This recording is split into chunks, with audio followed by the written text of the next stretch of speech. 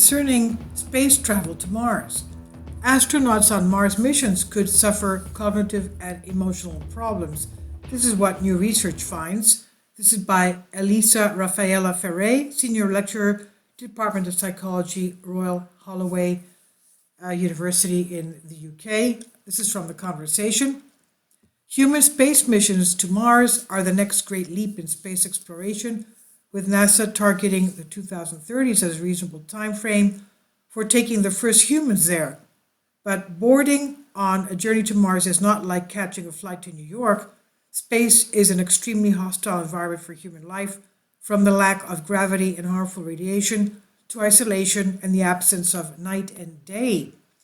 Deep space missions to Mars will be much more physically and mentally demanding than the journeys we've made so far during the 60 years of human space exploration. A flight to Mars and back will last approximately 14 months, while the actual exploration mission will last at least 3 years.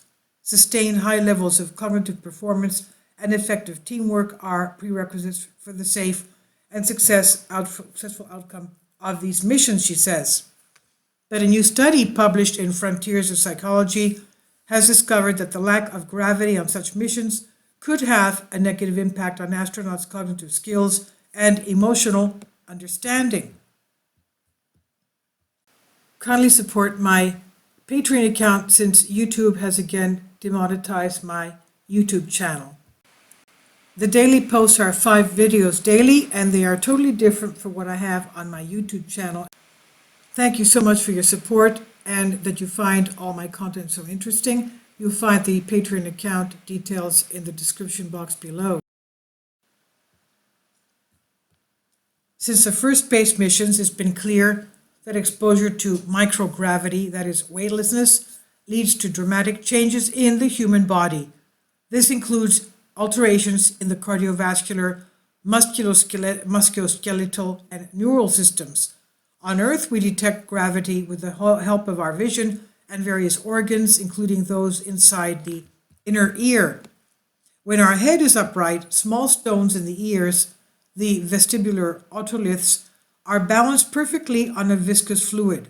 But when we move the head, gravity makes the fluid move, and this triggers a signal to the brain that our head has changed position.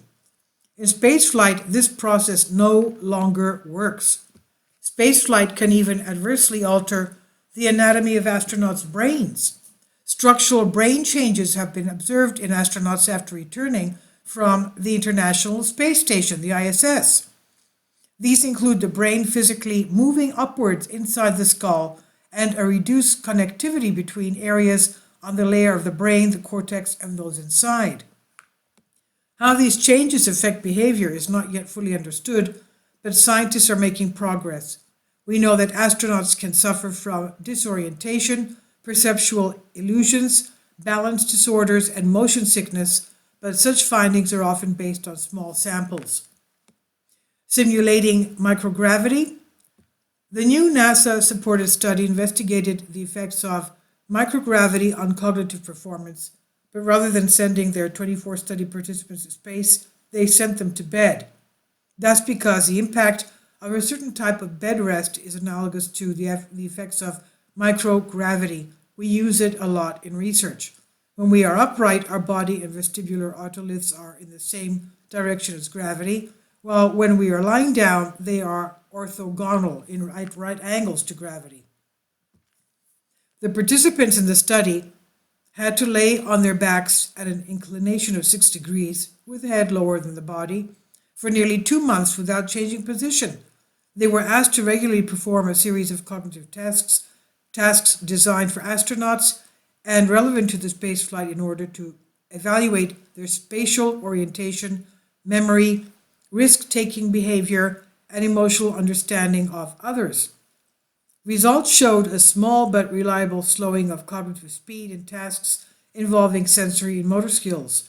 This seems to be coherent with reported changes in brain tissue density over the, quote, sensoromotor cortices, end quote, the primary sensory and motor areas of the brain, which help process sensory inputs and movements observed after spaceflight. Participants also had difficulty in reading emotions when looking at people's faces.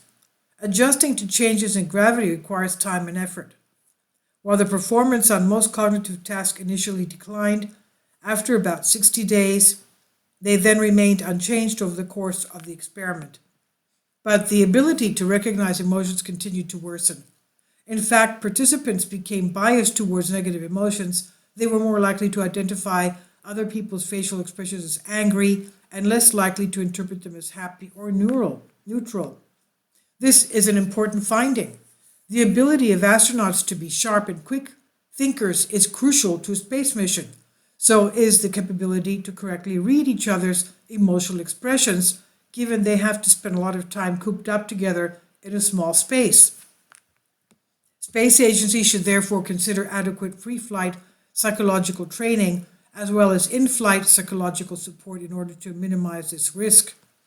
Recent advancements and investments in rocket technology are ushering in a new and exciting age of space exploration. Microgravity can be profoundly unsettling and can compromise performance levels in many ways. With an eye towards deep space human missions to Mars, it is a pressing research goal to get a better insight into how microgravity influences cognitive performance and emotional health, as well as develop appropriate medical and psychological support for space flight. This is by Stephen Harris. On the conversation is by Elisa Rafaela Ferre, Senior Lecturer, Department of Psychology, Royal Holloway University.